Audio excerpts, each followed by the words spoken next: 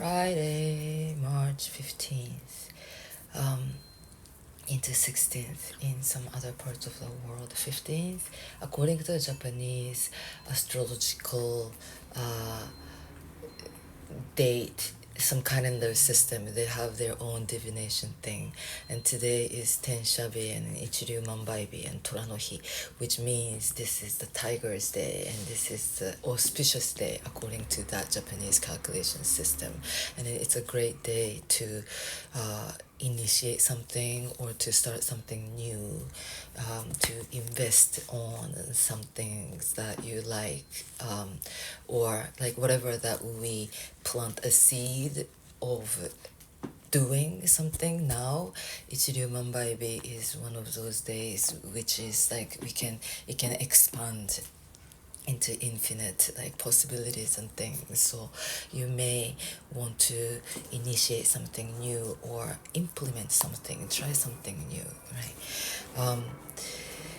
I want this daily reading as my kind of daily routine, but I used to do this astrology and tarot reading and I started to feel very stagnant and stuck, like I was doing the same thing every day.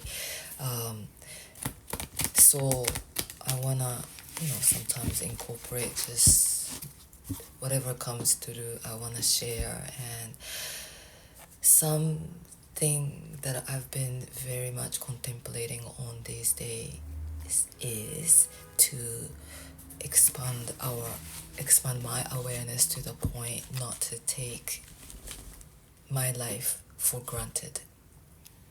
That's something that I speak, that I've been talking in my yoga classes sometimes, but we take things for granted, and that is many times a cause of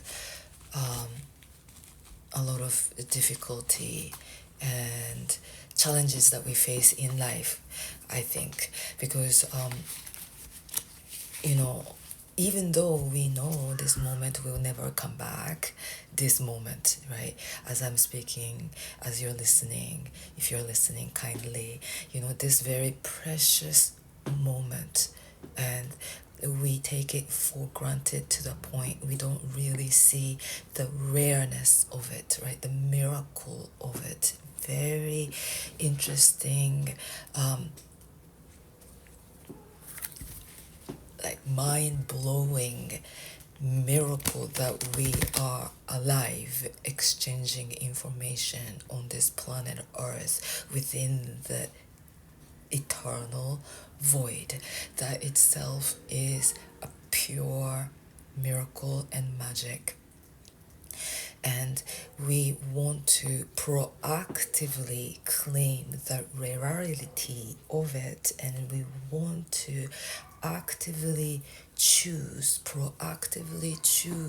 how we want to spend this rareness of this precious moment of life.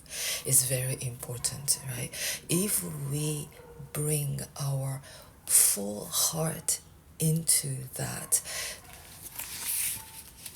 the only feeling that we can really tap into is this deep sense of gratitude and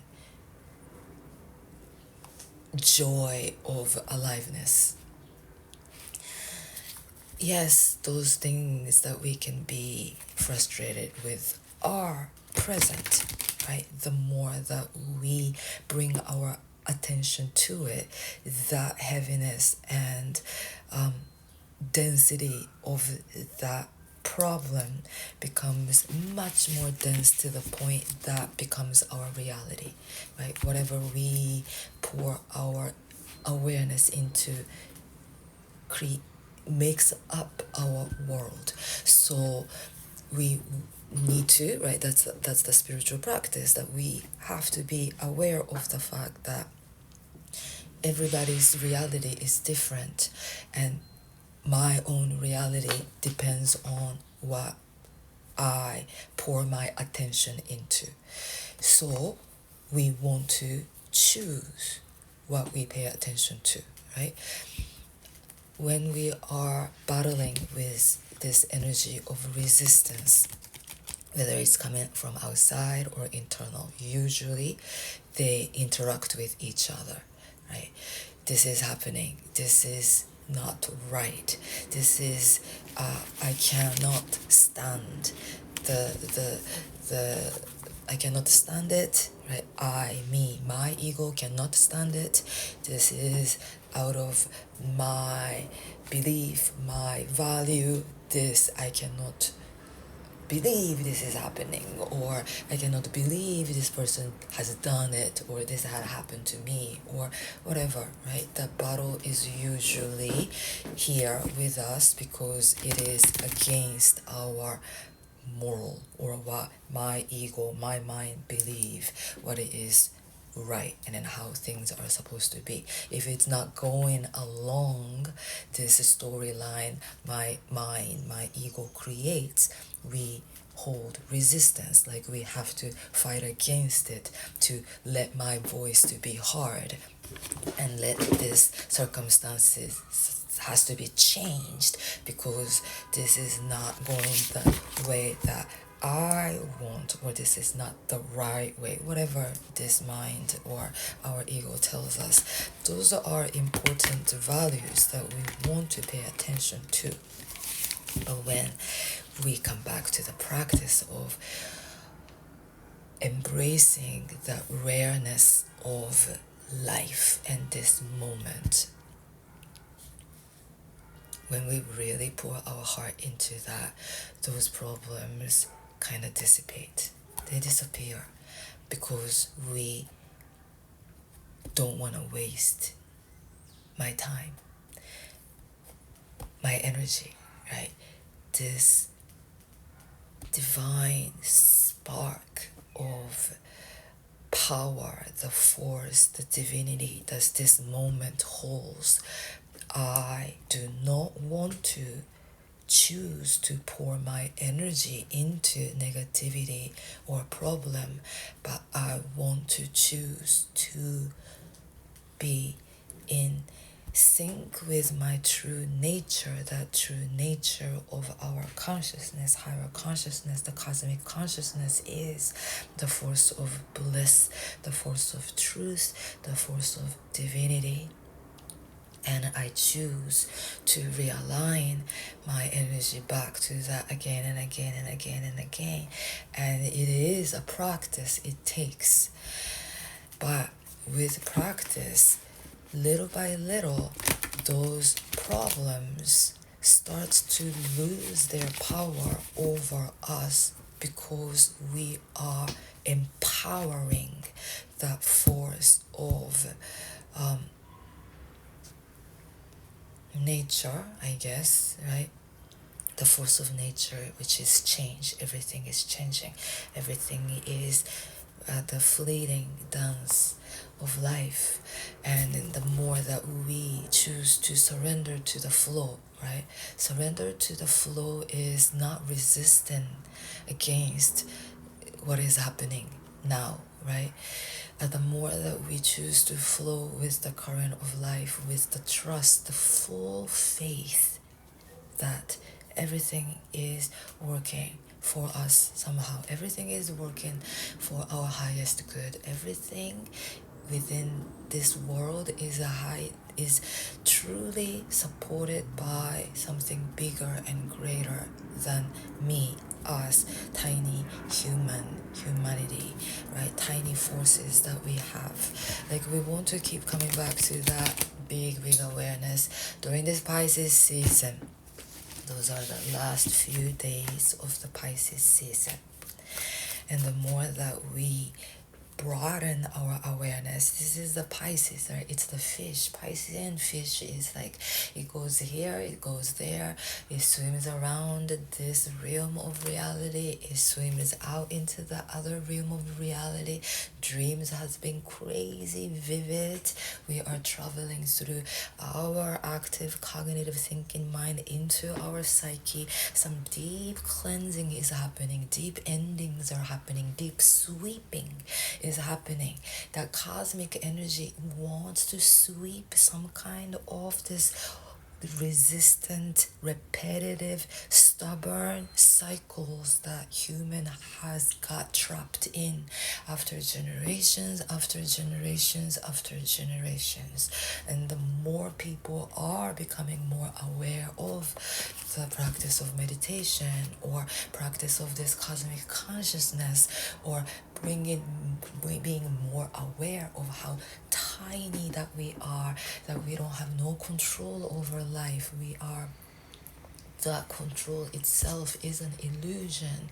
So we choose to practice surrendering, right, into that bigger realm of that cosmic realm. And it's very important now to really let that be the solid kind of,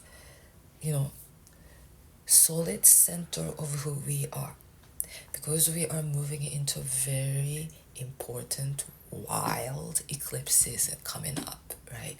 This is the end of the Pisces season, that we are ending one chapter to our own story. We can be ending of an identity is one big theme that I think is playing out now into this eclipse season, because Chiron is playing a big role.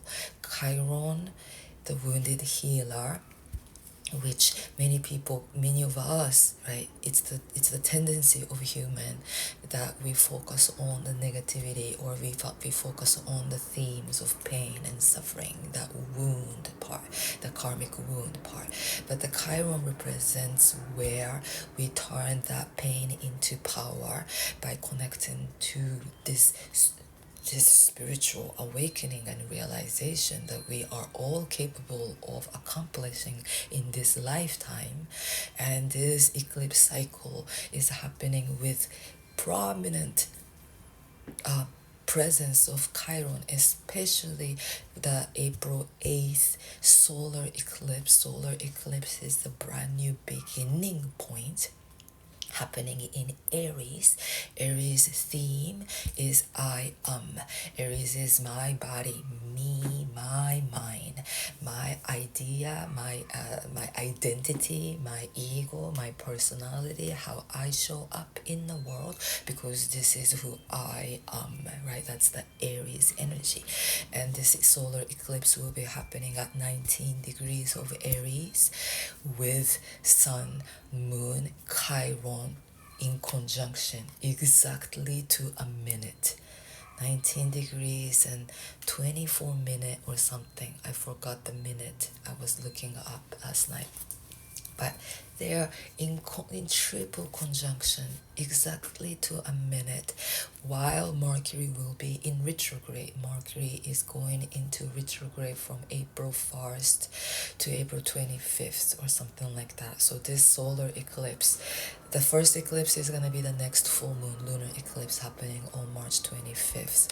But already, right, we are preparing for that big rebirth that's happening on April 8th with Chiron conjunction. We are choosing that the old karmic story is ending. All the karmic identity or idea of who we think we are is ending.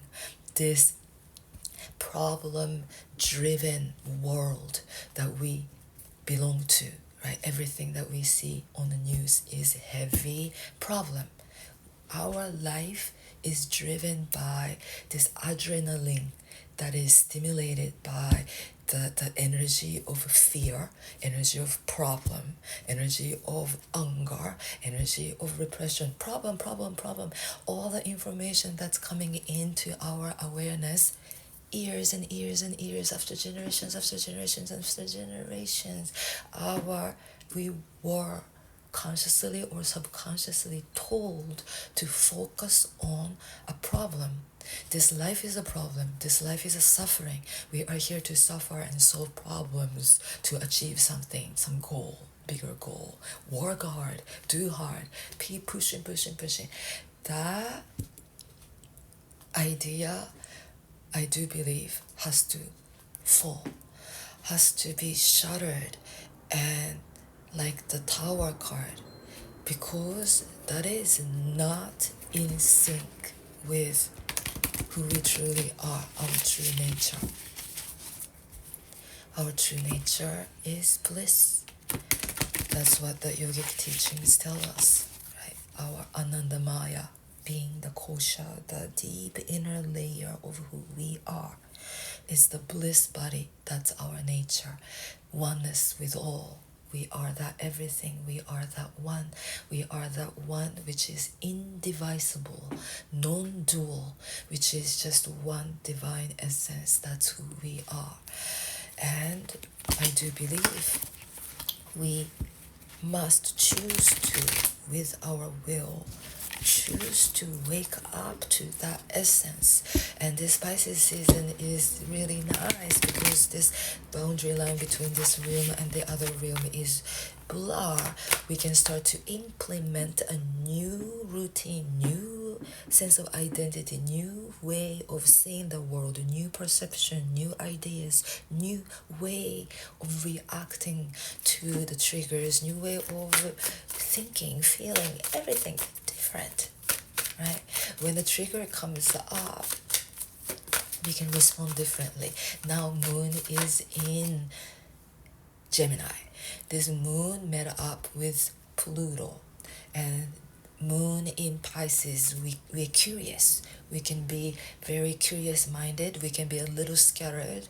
Now moon is in squared with Venus, so there can be this energy can be used as, okay, I am ready to implement this new value. I am take this moment as an experiment, right? Experiment.